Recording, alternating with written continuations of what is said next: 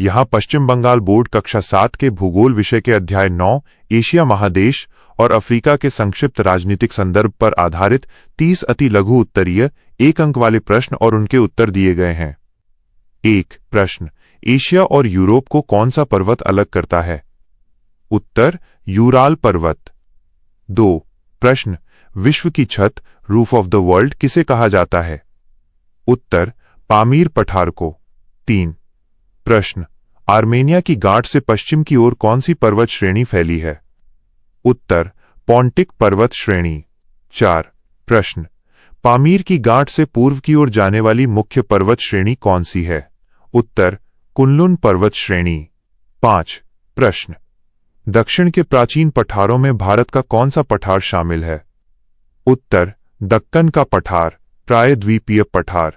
6 प्रश्न, एशिया की सबसे लंबी नदी का नाम क्या है? उत्तर, यांगसिक्यांग, यांगजी नदी। 7 प्रश्न, उत्तर की ओर प्रवाहित होने वाली एशिया की किसी एक प्रमुख नदी का नाम लिखिए। उत्तर, ओब नदी या येनिसी लेना। 8 प्रश्न, पूर्व की ओर बहने वाली चीन की किस नदी को पीली नदी भी कहा जाता है? उत्तर, हांगहो, हुआंगहे नदी।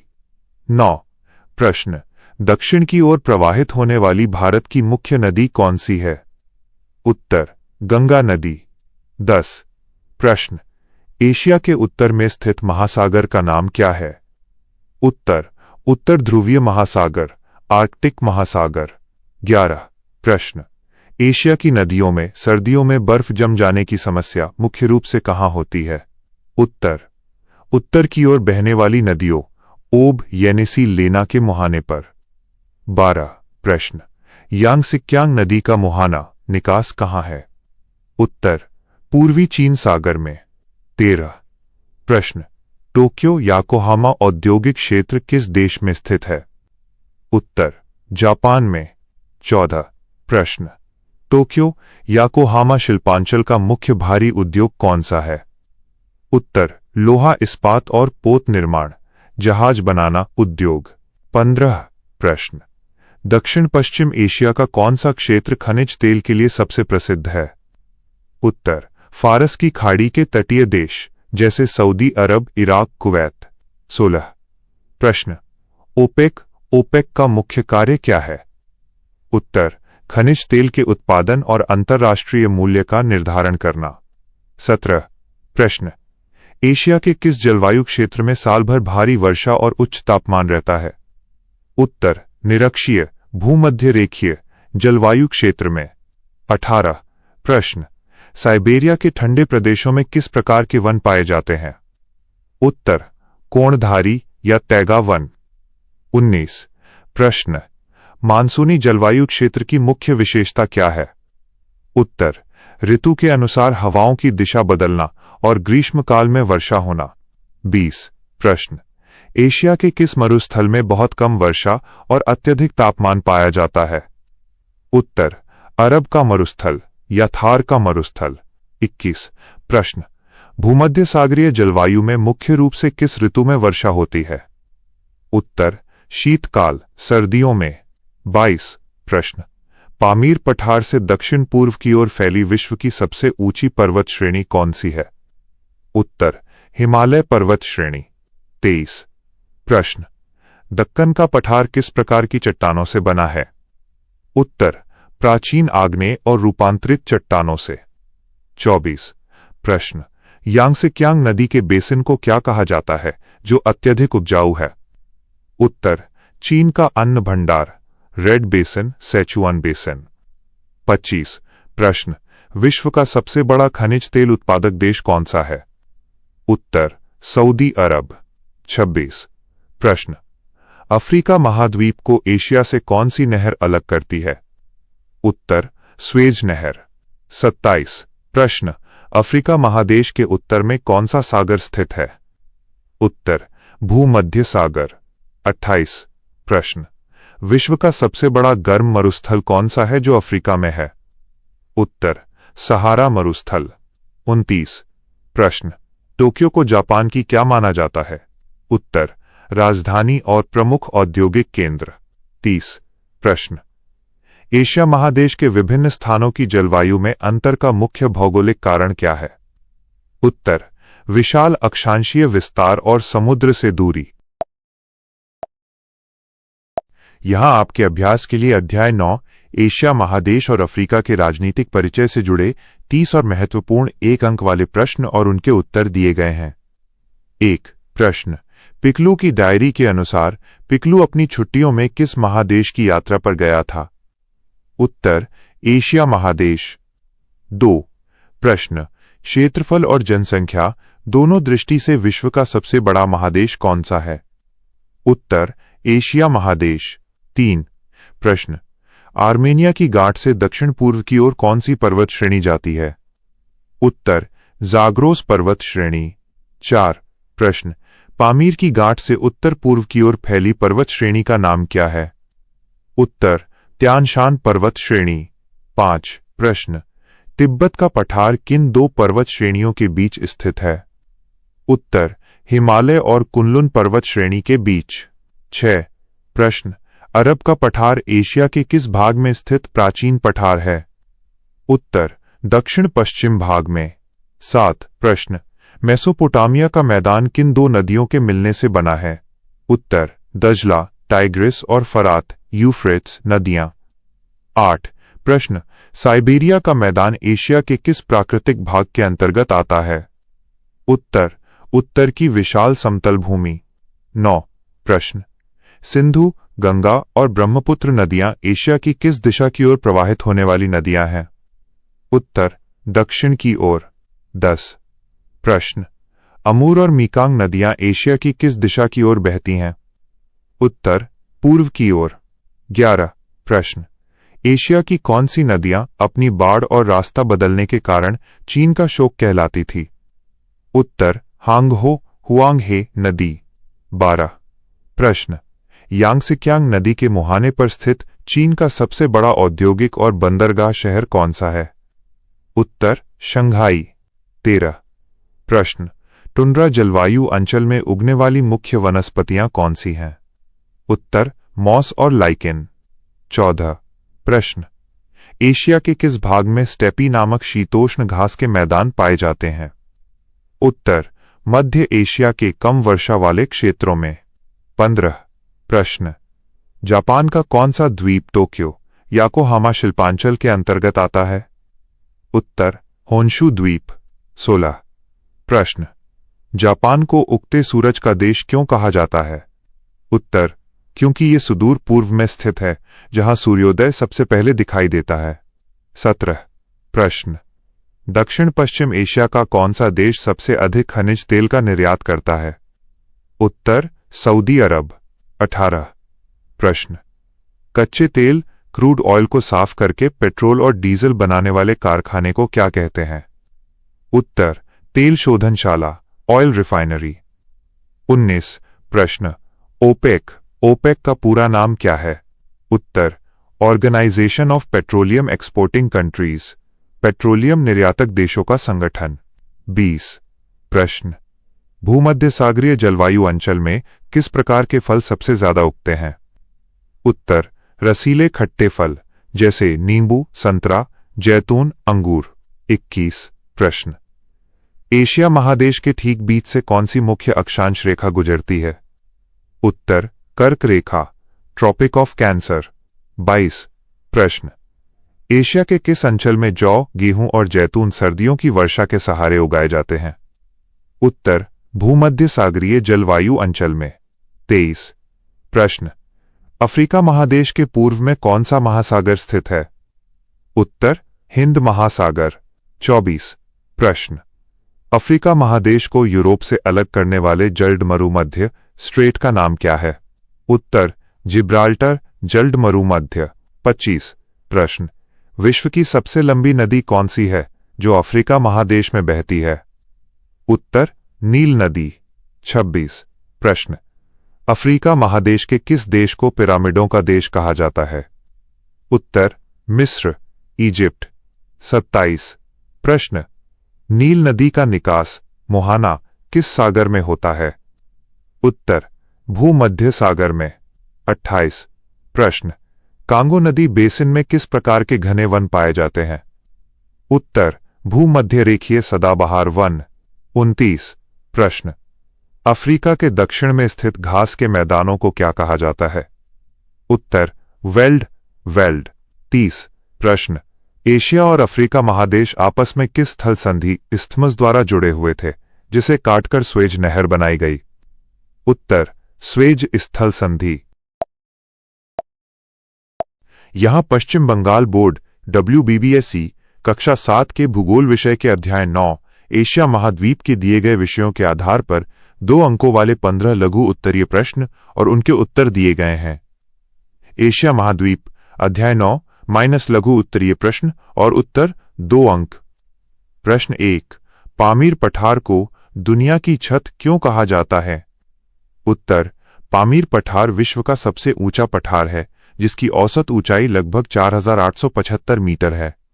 इसकी अत्यधिक ऊंचाई और समतल ऊपरी भाग के कारण इसे दुनिया की छत रूफ ऑफ द वर्ल्ड कहा जाता है। प्रश्न 2, पामीर ग्रंथि पमीर नॉट से निकलने वाली किन्हीं 2 मुख्य पर्वत श्रेणियों के नाम लिखिए। उत्तर, पामीर ग्रंथि से विभिन्न दिशाओं में पर्वत श्रेणियां निकलती हैं जिनमें से 2 मुख्य हैं। 1, पूर्व की ओर फैली कुनलुन पर्वत श्रेणी। 2, पश्चिम की ओर फैली हिंदुकुश पर्वत श्रेणी। प्रश्न 3, एशिया के दक्षिण के प्राचीन पठार किन चट्टानों से बने हैं और इनके 2 उदाहरण दीजिए। उत्तर, एशिया के दक्षिण के प्राचीन पठार बहुत पुरानी कठोर आग्नेय, इग्नियस और रूपांतरित मेटामॉर्फिक चट्टानों से बने हैं। इसके प्रमुख उदाहरण दक्कन का पठार, भारत और अरब का पठार हैं। प्रश्न 4, उत्तर की विशाल समतल भूमि साइबेरिया के मैदान का निर्माण कैसे हुआ है? उत्तर, उत्तर की विशाल समतल भूमि का निर्माण मुख्य रूप से उत्तर की ओर बहने वाली नदियों जैसे ओब, येनेसी, लेना द्वारा लाई गई जलोढ़ मिट्टी, अलूवियम के जमाव और प्राचीन काल में भू हलचल के कारण समुद्र तल के ऊपर उठने से हुआ है। प्रश्न 5, एशिया की उत्तर की ओर प्रवाहित होने वाली मुख्य नदियों के नाम लिखिए। ये नदियां कृषि के लिए अधिक उपयोगी क्यों नहीं हैं? उत्तर, उत्तर की ओर बहने वाली मुख्य नदियां ओब, येनेसी और लेना हैं। ये नदियां कृषि के लिए उपयोगी नहीं हैं क्योंकि इनका मुहाना अत्यंत ठंडे आर्कटिक महासागर में है जिससे शीतकाल में इनका पानी और मुहाना बर्फ से जम जाता है और बाढ़ आ जाती है। प्रश्न 6, दक्षिण की ओर बहने वाली किन्हीं 3 प्रमुख नदियों के नाम और उनके मुहाने जहां वे गिरती हैं बताइए। उत्तर, 1, सिंधु नदी माइनस अरब सागर में गिरती है। 3, गंगा नदी माइनस बंगाल की खाड़ी में गिरती है। 4, दजला फरात टाइग्रिस यूफ्रेट्स माइनस फारस की खाड़ी में गिरती हैं। प्रश्न 7, पूर्व की ओर प्रवाहित होने वाली एशिया की सबसे लंबी नदी कौन सी है और इसका क्या महत्व है? उत्तर, पूर्व की ओर बहने वाली एशिया की सबसे लंबी नदी यांगसिक्यांग यांगत्जी है। यह चीन की अर्थव्यवस्था, कृषि, जलविद्युत उत्पादन और परिवहन के लिए अत्यंत महत्वपूर्ण है। प्रश्न 8, एशिया महाद्वीप की जलवायु में इतनी अत्यधिक विविधता होने के 2 प्रमुख कारण क्या हैं? उत्तर, जलवायु में भिन्नता के 2 मुख्य कारण हैं। 5, विशाल अक्षांशीय विस्तार। एशिया का विस्तार भूमध्य रेखा उष्ण कटिबंध से लेकर ध्रुवीय क्षेत्र शीत कटिबंध तक है। 6, समुद्र से दूरी महाद्वीपीय स्थिति। एशिया का मध्य भाग समुद्र से बहुत दूर होने के कारण वहां चरम, अत्यधिक गर्म या ठंडी जलवायु पाई जाती है। प्रश्न 9, भूमध्य सागरीय जलवायु अंचल की क्या विशेषताएं हैं? उत्तर, एशिया के पश्चिमी भाग जैसे सीरिया, लेबनान, इजराइल में पाई जाने वाली इस जलवायु की मुख्य विशेषता यह है कि यहाँ सर्दियों में वर्षा होती है और गर्मियां सूखी व गर्म रहती हैं। यहाँ खट्टे रसीले फलों की खेती अधिक होती है। प्रश्न 10, एशिया के टुंड्रा जलवायु क्षेत्र में किस प्रकार की स्वाभाविक वनस्पति उद्भिज पाई जाती है? उत्तर, अत्यधिक ठंड और बर्फबारी के कारण टुंड्रा क्षेत्र में बड़े पेड़ नहीं उग पाते। यहाँ केवल अल्पकालिक गर्मी के मौसम में काई, मॉस, लाइकेन, लाइचन और कुछ छोटे जंगली फूल व घास उगते हैं। प्रश्न 11, यांगसिक्यांग नदी के प्रवाह मार्ग को संक्षेप में समझाइए। उत्तर, यांगसिक्यांग नदी तिब्बत के पठार के कुनलुन पर्वत से निकलकर पूर्व की ओर बहती है। यह मध्य चीन के पर्वतों और मैदानों जैसे लाल बेसिन से गुजरते हुए अंत में पूर्वी चीन सागर में जाकर गिरती है। प्रश्न 12, जापान का टोक्यो याकोहामा शिल्पांचल क्यों प्रसिद्ध है? उत्तर, यह जापान का सबसे बड़ा और प्रमुख औद्योगिक क्षेत्र इंडस्ट्रियल रीजन है। ये क्षेत्र उन्नत तकनीक, कुशल श्रम और बंदरगाह की सुविधा के कारण लोहा इस्पात, इलेक्ट्रॉनिक सामान, जहाज निर्माण और ऑटोमोबाइल उद्योगों के लिए दुनिया भर में प्रसिद्ध है। प्रश्न 13। टोक्यो याकोहामा औद्योगिक क्षेत्र में कच्चे माल की कमी को कैसे पूरा किया जाता है?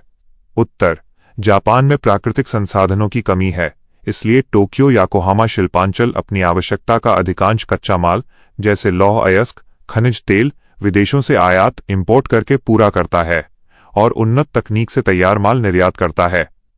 प्रश्न 14। दक्षिण पश्चिम एशिया मिडिल ईस्ट के प्रमुख तेल उत्पादक देशों के नाम लिखिए। उत्तर, दक्षिण पश्चिम एशिया में दुनिया का सबसे बड़ा खनिज तेल भंडार है। यहाँ के प्रमुख तेल उत्पादक देश सऊदी अरब, इराक, ईरान, संयुक्त अरब अमीरात, यूएई और कुवैत हैं। प्रश्न 15। खनिज तेल उत्तोलन निकालने के क्षेत्र में ओपेक का क्या महत्व है? उत्तर, OPEC organisation of the petroleum exporting countries तेल निर्यातक देशों का एक संगठन है। दक्षिण पश्चिम एशिया के अधिकांश तेल उत्पादक देश इसके सदस्य हैं। यह संगठन अंतर्राष्ट्रीय बाजार में खनिज तेल के उत्पादन और उसकी कीमतों को नियंत्रित व निर्धारित करता है।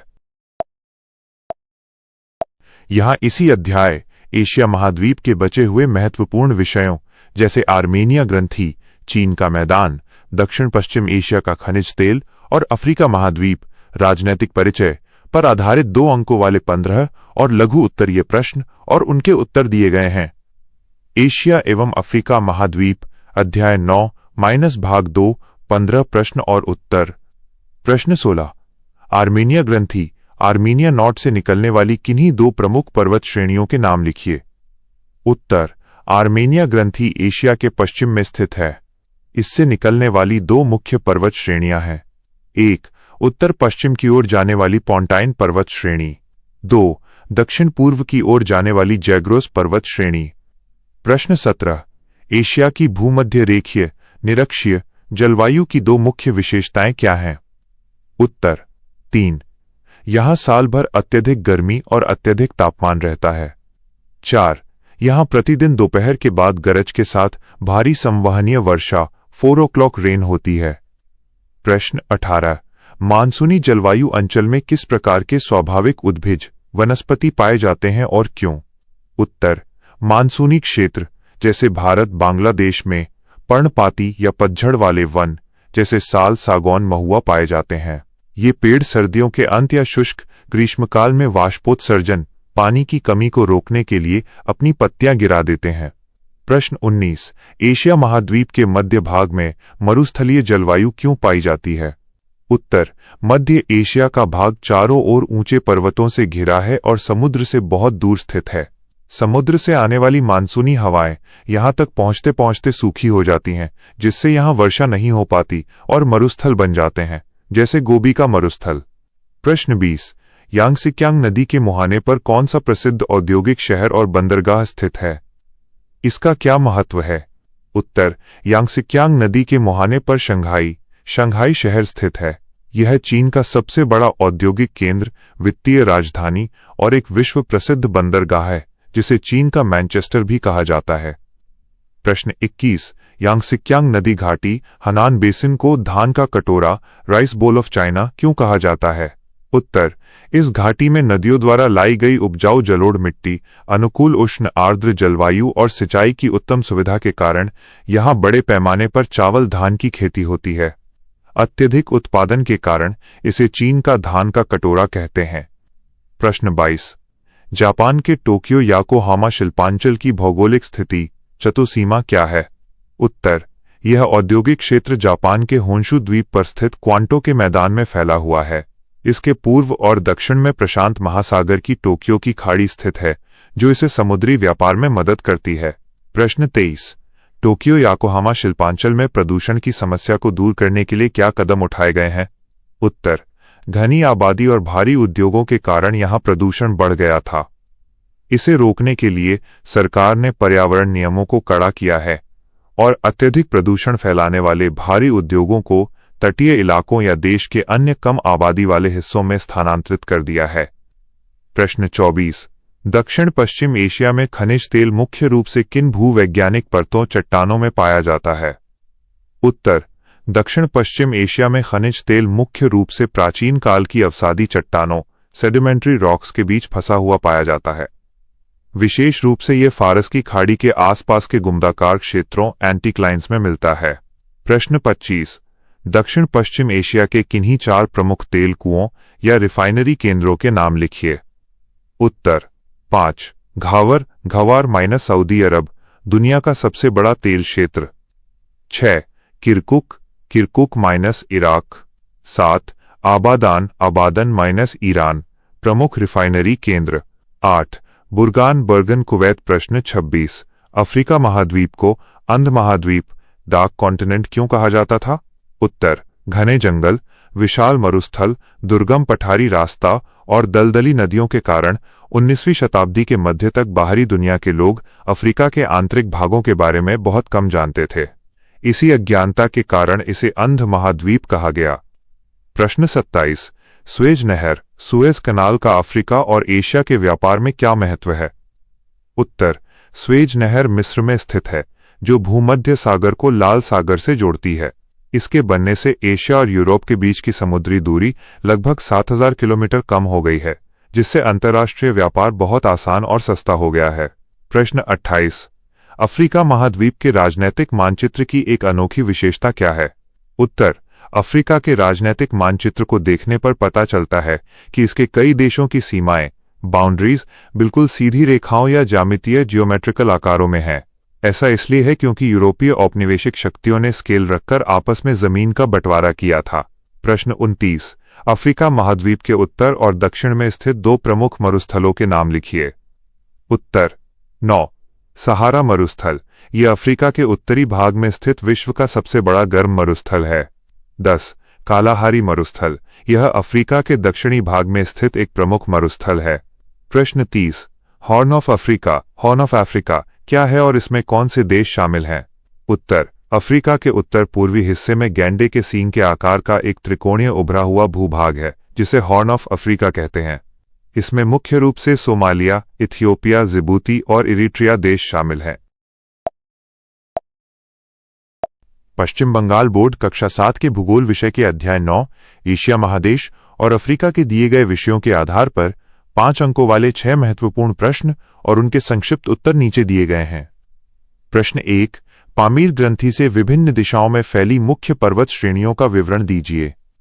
उत्तर: आमीर पठार को दुनिया की छत कहा जाता है, जहां से कई पर्वत श्रेणियां अलग अलग दिशाओं में निकलती हैं।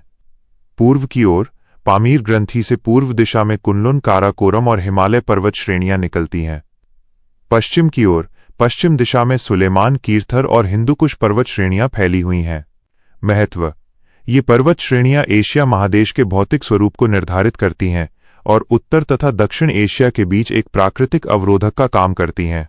प्रश्न 2। एशिया की उत्तर की ओर प्रवाहित होने वाली नदियों की विशेषताएं लिखिए और ये नदियां बाढ़ग्रस्त क्यों हो जाती हैं? उत्तर: उत्तर की ओर बहने वाली मुख्य नदियां ओब, येनेसी और लीना हैं, जो आर्कटिक महासागर में गिरती हैं। इनकी मुख्य विशेषताएं और बाढ़ के कारण निम्नलिखित हैं। मुहाने का जमना: सर्दियों में इन नदियों का मुहाना उत्तरी भाग बर्फ से जम जाता है, जबकि दक्षिणी भाग उद्गम से पानी का प्रवाह जारी रहता है।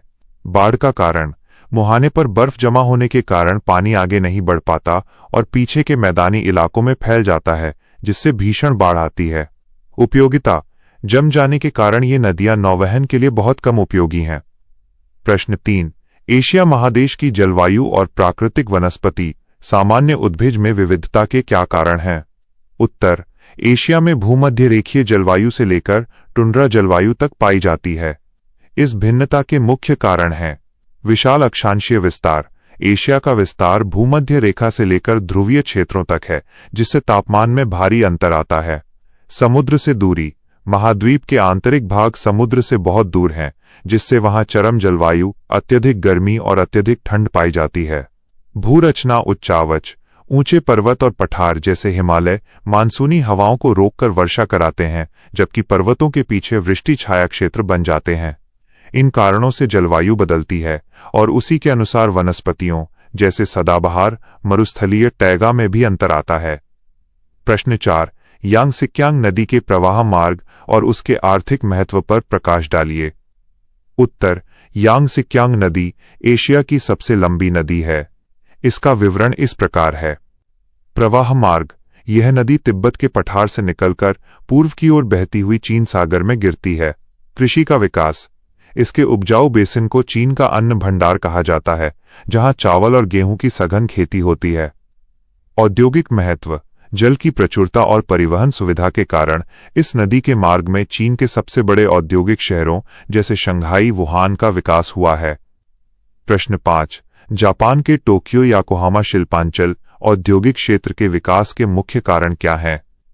उत्तर, यह जापान का सबसे प्रमुख औद्योगिक क्षेत्र है। इसके विकास के 5 मुख्य कारण निम्नलिखित हैं। तटीय अवस्थिति और बंदरगाह, टोक्यो और योकोहामा में आधुनिक बंदरगाह हैं, जिससे कच्चे माल के आयात और तैयार माल के निर्यात में आसानी होती है। उन्नत तकनीक, जापान की उच्च तकनीकी क्षमता और कुशल श्रम शक्ति के कारण यहां इलेक्ट्रॉनिक और ऑटोमोबाइल उद्योग का भारी विकास हुआ है। समतल भूमि, कांतो मैदान के समतल होने के कारण कारखानों और परिवहन मार्ग की स्थापना आसान रही है। बाजार और पूंजी, स्थानीय स्तर पर बड़ी आबादी के कारण विशाल बाजार और पर्याप्त पूंजी उपलब्ध है। प्रश्न 6, दक्षिण पश्चिम एशिया के तेल क्षेत्रों का वैश्विक महत्व और मुख्य उत्पादक देशों के नाम बताइए। उत्तर, दक्षिण पश्चिम एशिया, मध्य पूर्व, विश्व का सबसे बड़ा खनिज तेल भंडार और उत्पादक क्षेत्र है। मुख्य उत्पादक देश सऊदी अरब, इराक, ईरान, कुवैत और संयुक्त अरब अमीरात (यूएई) इस क्षेत्र के प्रमुख तेल उत्पादक देश हैं। वैश्विक महत्व, विश्व के कुल प्रमाणित तेल भंडारों का एक बड़ा हिस्सा यहीं पाया जाता है। आर्थिक प्रभुत्व, यहां से निकलने वाला तेल ओपेक देशों के माध्यम से वैश्विक तेल कीमतों और अर्थव्यवस्था को नियंत्रित करता है। यह क्षेत्र दुनिया के अधिकांश देशों की ऊर्जा आवश्यकताओं पेट्रोलियम को पूरा करता है। यहां आपके दिए गए पाठ्यक्रम WBBSE क्लास 7 ज्योग्राफी चैप्टर 9 के आधार पर 5 अंकों वाले 6 और महत्वपूर्ण प्रश्न और उनके संक्षिप्त उत्तर दिए गए हैं। प्रश्न 7, एशिया के दक्षिण के प्राचीन पठारी भाग की मुख्य भौतिक विशेषताएं लिखिए। उत्तर, एशिया के दक्षिण में मुख्य रूप से 3 प्राचीन पठार स्थित हैं: अरब का पठार, भारतीय प्रायद्वीप का पठार, दक्कन का पठार और यूनान इंडोचीन का पठार। इनकी विशेषताएं निम्नलिखित हैं। प्राचीन चट्टानें, ये पठार अत्यंत प्राचीन और कठोर आग्नेय तथा रूपांतरित चट्टानों से बने हैं जो गोंडवाना लैंड का हिस्सा थे। खनिज संपदा, यह क्षेत्र खनिज संसाधनों जैसे लोहा, कोयला, मैंगनीज और खनिज तेल के मामले में बेहद समृद्ध है। भूरचना, नदियां इन पठारों को काटती हुई बहती हैं, जिससे यहां सीढ़ीदार और असमान धरातल का निर्माण होता है। प्रश्न 8, एशिया की पूर्व की ओर प्रवाहित होने वाली प्रमुख नदियों के नाम और उनका महत्व बताइए। उत्तर, पूर्व की ओर बहने वाली मुख्य नदियां अमूर, हवांगहो, चांगजियांग, यांगसिक्यांग और सीक्यांग हैं, जो प्रशांत महासागर में गिरती हैं। इनका महत्व इस प्रकार है। सघन आबादी, इन नदियों द्वारा लाई गई उपजाऊ जलोढ़ मिट्टी से विशाल मैदानों का निर्माण हुआ है, जहां विश्व की सबसे सघन घनी आबादी निवास करती है। सभ्यता का विकास, हवांगहो नदी घाटी को चीनी सभ्यता का पालना कहा जाता है। कृषि और सिंचाई, इन नदियों के जल का उपयोग बड़े पैमाने पर धान, चावल की खेती और नहरों द्वारा सिंचाई के लिए किया जाता है।